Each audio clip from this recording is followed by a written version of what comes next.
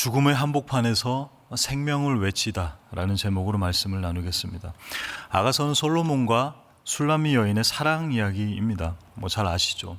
하나님과 성도 그리고 하나님과 교회의 사랑을 비유한 노래입니다. 근데 참 궁금한 게 그 여인은 과연 누구일까? 누구이기에 이렇게 솔로몬의 사랑을 받을까? 모르긴 몰라도 오늘 본문 5절에 의하면 이 여인과 굉장한 우여곡절 끝에 사랑을 하게 된 것 같아요. 5절 말씀에 이렇게 기록이 되어져 있습니다. 그의 사랑하는 자를 의지하고 거친 들에서 올라오는 여자가 누구인가? 여기서 거친 들이라는 히브리어가 바로 여러분도 많이 들어보셨고 잘 아시는 미드바르입니다. 미드바르는 바로 광야라는 것입니다. 이스라엘 백성에게 광야는 참 상징적이죠. 출애굽 이후에 40년 그 광야 기간을 거친 후에 약속의 땅 가나안으로 들어갑니다. 마치 그것처럼 이 여인과 사랑하기 위해서 광야를 거친 거예요. 우여곡절이 많았다라는 거예요. 그러면 이 이야기가 과연 실화일까 궁금합니다. 학자들의 의견이 분분한데요. 여러분의 생각은 어떠세요? 실화인가요? 솔로몬과 술람미 여인의 이 사랑 이야기가 과연 진짜 이야기일까요? 의견이 분분한데요. 저는 이런 생각을 해봤습니다. 1000명의 왕비와 후궁을 둔 솔로몬이 이 사랑을 논할 자격이 있는 것인가? 라고요. 솔로몬은 사랑이 넘쳐서 보는 사람마다 막 사랑하고 그 사랑을 베풀어주고 또 그 1000명의 모든 왕비와 후궁들을 사랑한 걸까? 솔로몬은 언제 하나님 안에서 생명과 같은 그 사랑을 경험했을까요? 솔로몬이 이 아가서를 적었을 때가 언제쯤이었을까요? 언제 이러한 사랑을 경험했을까요? 아무래도 삶의 풍파를 다 맞고 또 때가 끼기 전인 젊은 날일 것입니다. 여기서의 사랑이 솔로몬의 개인의 실제 이야기를 바탕으로 한 것인지 아니면 단순한 그냥 시적 표현인지 역사적으로는 검증을 할 수가 없습니다. 하지만 솔로몬의 감정과 표현, 이것이 실제 이야기를 바탕으로 한 것은 맞겠죠. 그죠? 그렇다면 이를 검증하기 위해서 가장 먼저 확인해야 될 것이 있는 것 같아요. 과연 술람미 여인은 실제 여인인가? 라는 거예요. 그러기 위해서는 먼저 술람미라는 이 지역을 좀 살펴보면 되겠죠. 이 술람미가 실제 장소인가라고 했을 때, 네, 실제 장소입니다. 70인역 성경 아시죠? 많이 들어보셨습니다. 너무 중요한 중간기에 이집트의 한 왕으로부터 히브리 율법 학자들을 통해서 쓰여진, 원래 히브리어가 구약은 히브리어로 적혀 있죠. 그런데 그 구약을 헬라어, 그때 당시인 그리스어, 공통어였죠. 공용어인 그리스어로 적은 것이 바로 70인역입니다. 이 70인역에서 술람미가 바로 수넴이다라고 같이 사용이 되고 있어요. 그래서 아가서 6장, 7장의 술람미라고 하는 이 히브리어로는 하술람미트입니다. 그런데 그 70인역, 그리스어로는 술라미티스 혹은 수나미티스라고 되어 있습니다. 그래서 이 술람미와 수넴은 동일 지역임을 암시하고 있고요. 그래서 그때 당시에 이 율법학자와 모든 그 역사학자들은 술람미와 수넴을 같은 지역으로 이미 인식을 하고 있었다라는 것입니다. 발음만 다른 거예요. 그래서 술람미는 바로 수넴입니다. 그렇다면 수넴은 어디일까요? 이스라엘에 있겠죠. 그리고 그렇다면 술람미 여인이 아닌 수넴 여인으로 한번 구약에서 한번 찾아보면 여기서 등장을 합니다. 바로 열왕기상 1장인데요. 열왕기상 1장 3절입니다. 이스라엘 사방 영토 내에 아리따운 처녀를 구하던 중 수넴 여자 아비삭을 얻어 왕께에 데려왔으니. 수넴 여인 아비삭, 다르게 표현하면 술람미 여인 아비삭이라고 해도 되겠네요. 그 여인의 역할은요, 열왕기상 1장 15절인데요. 같이 한번 읽어볼까요? 밧세바가 이에 침실에 들어가 왕에게 이르니 왕이 심히 늙었으므로 수넴 여자 아비삭이 시중 들었더라. 다윗이 늙었습니다. 또 죽기 직전입니다. 다윗의 옆에 누워서 그녀의 체온과 활력을 전달하는 역할이 바로 아비삭의 역할이었습니다. 궁전 시녀였던 것이죠. 왜냐하면 다윗이 늙어서 이불을 덮어도 따뜻하지 아니하였더라라고 이야기를 하고 있습니다. 이후 다윗은 죽게 되죠. 여기서 주목해야 할 사실이 있습니다. 사실상 다윗 왕의 온기와 활력을 회복하기 위해 수넴 여인 아비삭이라고 표현했다라는 거예요. 구체적인 지명과 이름을 언급했다라는 것입니다. 이게 왜 놀라운가 하면요, 솔로몬의 왕비의 이름을 한번 알려주시겠어요? 솔로몬 왕의 후궁이나 왕비의 이름을 아시는 분이 한 명이라도 계시면 저에게 알려주십시오. 아마 기억이 안 나실 것입니다. 왜냐하면 성경에 기록되어 있지 않기 때문입니다.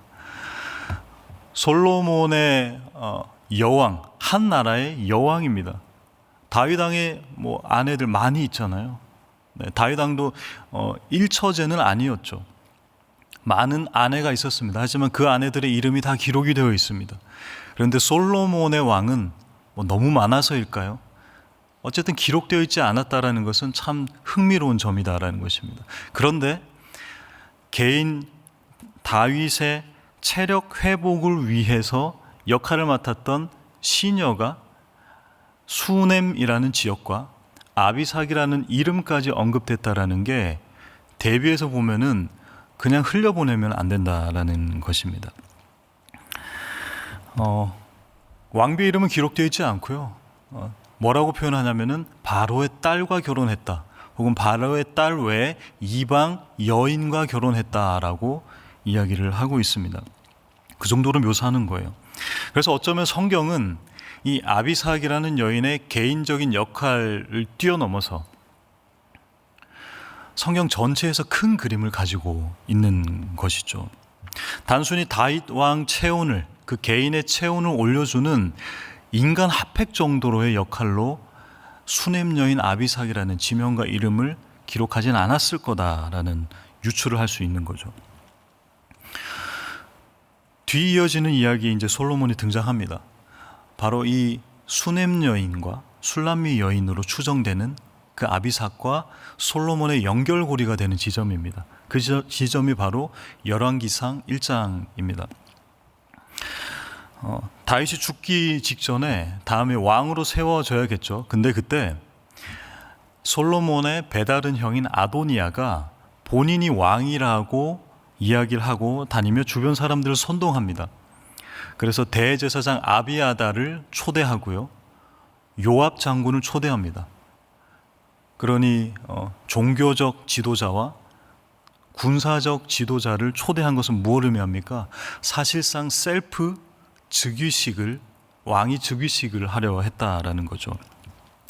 이 소식을 듣고 나단 선지자가 밧세바를 찾아갑니다. 그래서 다윗 왕에게 이 사실을 알리고 다윗 왕이 솔로몬을 얼른 왕으로 세우기를 요청합니다. 그리고 밧세바는 그것을 전달합니다.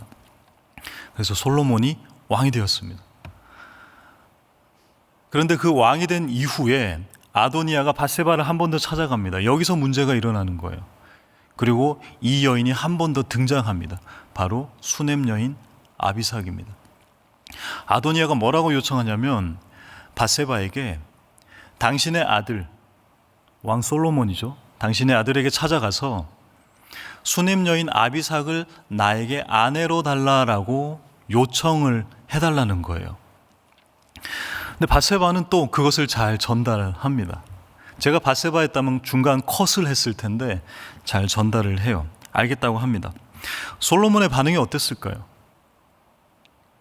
여러분은 뭐라고 반응하시겠습니까? 열왕기상 2장 22절, 23절인데요. 한 목소리로 한번 읽어볼까요? 시작. 솔로몬 왕이 그의 어머니에게 대답하여 이르되 어찌하여 아도니아를 위하여 수넴 여자 아비삭을 구하시나이까?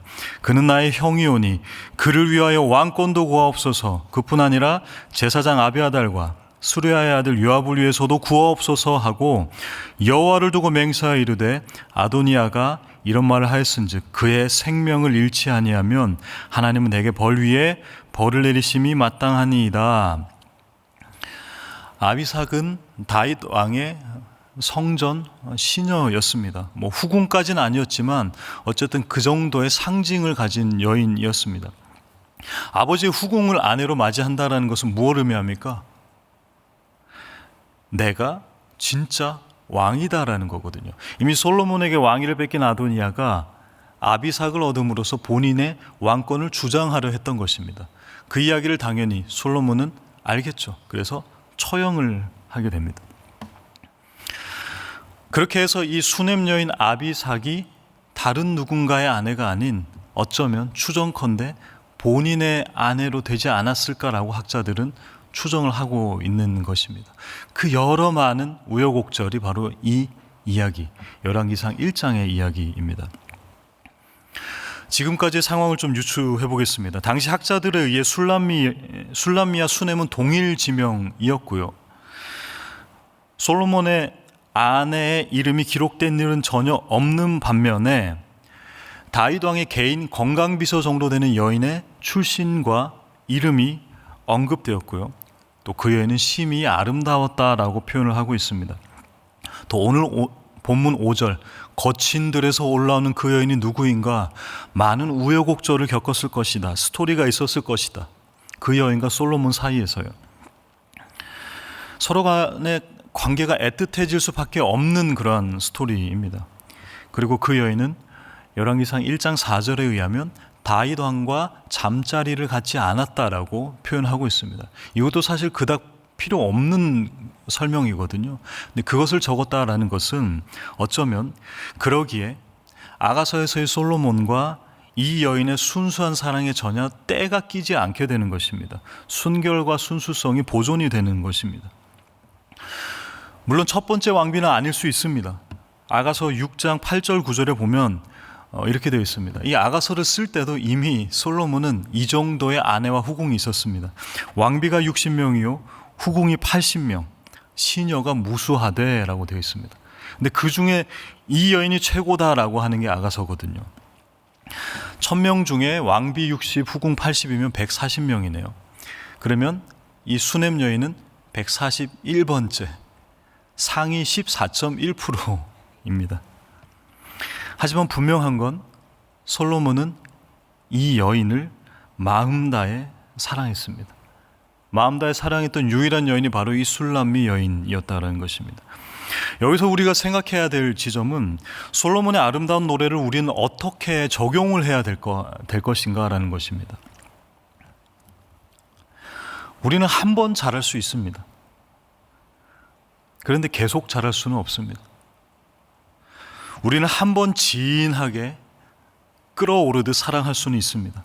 하지만 그 사랑의 불길을 유지하며 계속해서 누군가를 사랑할 수는 없습니다. 유대 전승에 의하면 솔로몬이 전도서는 그의 노년에 그리고 잠언은 그의 중년 즈음에 그리고 이 아가서는 청년에 젊었을 때 기록되었다라고 추정합니다. 젊은 날에 이 피 끓는 사랑 고백 과연 어떻게 됐을까요? 이 말로가 어떻게 됐을까요? 열왕기상 11장 1절에서 3절인데요. 제가 읽어드리겠습니다. 솔로몬 왕이 바로의 딸 외에 이방의 많은 여인을 사랑하였으니 곧 모압과 암몬과 에돔과 시돈과 헷 여인이라. 여호와께서 일찍이 이 여러 백성에 대하여 이스라엘 자손에게 말씀하시기를 너희는 그들과 서로 통혼하지 말며 그들도 너희와 서로 통혼하게 하지 말라. 그들이 반드시 너희의 마음을 돌려 그들의 신들을 따르게 하리라 하셨으나 솔로몬이 그들을 사랑하였더라. 왕은 후궁이 700명이요 첩이 300명이라. 그의 여인들이 왕의 마음을 돌아서게 하였더라. 아가서를 적을 당시에 솔로몬은 140명의 왕비와 후궁을 뒀습니다. 그런데 기어코 나머지 860명을 솔로몬은 채우게 됩니다. 여디디아라는 별명을 가진 하나님께서 사랑하시는 자 솔로몬. 그는 사랑이 많아서 하나님도 사랑하고 술람미 여인도 사랑하고 더 나아가서 이방 여인도 사랑하고요. 또 이방 여인이 사랑하는 그 우상도 사랑합니다. 결국 그의 이름과 걸맞게 그 권력으로부터 이방 나라와 통혼하면서 이루어지는 그 평안함을 사랑하게 되는 것입니다. 그렇다면 술람미 여인이 왜 이토록 술람미라는 지역을 왜 언급했을까? 왜 이 술람미 여인이 중요했는가? 술람미 혹은 수넴은 바로 이사갈 12지파 안에 있는 지역, 우리가 흔히 얘기하는 가나안 땅, 약속의 땅 12지파 내에 있는 지역입니다. 하나님께서 약속하신 그 땅, 12지파 안에 있는 그 땅, 약속의 땅의 여인입니다. 물론 약속의 땅의 여인과 결혼한다고 해서 모든 것이 술술 잘 풀리리라, 그의 믿음이 굳건하리라 보장은 없습니다. 하지만 율법에서는 이방 여인과의 결혼을 금지하고 있습니다. 아니, 조금 더 정확하게 말씀드리면 주님께서는 율법을 통해서 이방 여인과 통혼의 말로를 예측하고 계신 거예요. 그 말로가 무엇이었습니까? 금방 보신 것처럼 하나님을 떠날 것을 율법은 염려하고 있는 것입니다. 그러기에 우리는 이 아가서를 부를 자격이 없습니다. 한 번 잘 부를 수는 있으나 계속 잘 부를 수도 없고요. 하지만 하나님께서는 우리를 향한 이 노래를 계속해서 부르고 계십니다. 지금도 이 노래를 부르고 계십니다. 스바냐 3장 17절 말씀입니다. 여러분이 힘이 드실 땐 그 하나님이 뭘 하고 계시는가, 하나님의 부재로 느껴질 땐 우리가 이 구절을 기억했으면 좋겠습니다. 스바냐 3장 17절입니다. 한 목소리로 읽겠습니다. 시작. 너의 하나님 여호와가 너의 가운데 계시니 그는 구원을 베푸실 전능자이시라. 그가 너로 말미암아 기쁨을 이기지 못하시며 너를 잠잠히 사랑하시며 너로 말미암아 즐거이 부르시며 기뻐하시리라 하리라. 아멘. 죄로 검은 우리를, 그런 우리를 보시며 기쁨을 이기지 못하십니다. 잠잠히 사랑하십니다. 그래서 기뻐서 노래를 부르십니다. 흥얼대고 고백하십니다. 하나님께서 진정한 아가를 부르고 계시다라는 거예요. 오늘 본문에도 이렇게 되어 있죠. 6절인데요. 너는 나를 도장같이 마음에 품고 도장같이 팔에 두라. 사랑은 죽음같이 강하고 질투는 수월같이 잔인하며 불길같이 일어나니 그 기세가 여호와의 불과 같으니라. 아가서에서 단 한 번도 등장하지 않았던 사랑에 대한 정의를 내리고 있습니다. 사랑은 누군가를 살릴 수도 있고 죽일 수도 있다. 사랑은 생명을 일으키기도 하고 반면에 질투로 죽음의 수월에 있게도 한다. 하나님은 우리를 생명으로 사랑하십니다. 하지만 우리는 죄를 사랑하죠. 그러자 주님께서 그 죄를 질투하십니다. 왜냐하면 우리가 하나님보다 죄를 사랑하니 하나님께서 그 죄를 질투하십니다. 하나님께서 죄를 싫어하시는 이유가 바로 그것입니다. 우리가 하나님보다 더 그것을 사랑하기 때문에. 그래서 그는 아들 예수를 죄의 결과인 그 사망으로 향하게 하십니다. 우리가 가장 사랑하는 죄, 그 죄의 결과값인 사망의 한복판에 예수 그리스도께서 뛰어들게 하십니다. 스올, 사망에 3일간 계셨습니다. 하지만 그는 그 죽음을 단번에 해결하셨습니다. 그리고 부활하셨습니다. 그로 인해 우리는 더 이상 죄를 노래하지 않게 된 것입니다. 하나님을 찬양하고 하나님을 사랑한다 고백하게 된 것입니다. 그러기에 예수 그리스도로 힘입어 솔로몬은 이제 이 노래를 부를 자격이 다시금 생기게 된 것입니다. 우리도 다시금 이 노래를 부를 수 있고요. 우리는 다시 예수 그리스도를 사랑할 수 있게 되었습니다. 말씀을 맺겠습니다. 아비삭으로 추정되는 술람미 여인, 수넴 여인, 우여곡절 끝에 얻은 여인입니다. 이 여인은 솔로몬은 그 여인을 사랑했습니다. 말 그대로 사랑했었습니다. 한 번 사랑한 것이죠. 우리도 주님을 사랑합니다. 그런데 어느덧 우리도 주님을 사랑했었습니다. 한 번 사랑하고 과거의 고백에 머물러 있습니다. 하지만 주님은 우리를 계속 사랑하십니다. 끊임없이 사랑하십니다. 죄를 사랑하는 우리를 보며 죄를 질투하십니다. 그리고 죄의 심장부인 사망에서 생명을 선포하셨습니다. 그리고 계속해서 우리를 사랑하시며 우리를 향한 노래를 흥얼대고 계십니다. 아가를 부르십니다. 그러기에 이 아가서는 솔로몬이 부른 것이 아닙니다. 우리가 주님께 부른 노래도 아닙니다. 하나님이 우리에게 부르는 노래라는 것입니다. 그러니 우리도 한 번 사랑했다면 이제 오늘은 2번 사랑하십시오. 오늘 2번 사랑했다면 내일 3번 사랑하십시오. 조금씩 그 사랑의 노래를 한 번씩 더 불러가시는, 그렇게 주님 닮아 성화의 가정을 이루시고 주님과 진짜 동행하시는 저와 여러분 다 되시기를 주님의 이름으로 축원드립니다. 우리 함께 기도하겠습니다. 주신 말씀 붙잡고 기도하길 원합니다. 주님, 우리는 그 어떠한 사랑의 노래도, 또 누군가를 사랑할 자격도 능력도, 또 하나님을 사랑한다고 고백할 수 있는 우리가 아닙니다. 그런데 주님께서 우리가 죄를 사랑하다 보니 그 죄를 질투하셔서 그 죄의 한복판에 들어가셔서 생명을 선포하시니 감사합니다. 부활하시니 감사합니다. 그러니 우리가 이제 그 노래를 부를 수 있습니다. 주님을 사랑한다고 고백할 수 있고요. 오늘 하루 지난 날보다 더 사랑하게 하여 주시옵소서. 또한 가지고 오신 기도 제목으로 기도하시다가 자유롭게 일어서시겠습니다. 기도하겠습니다. 하나님 감사합니다. 우리를 붙잡아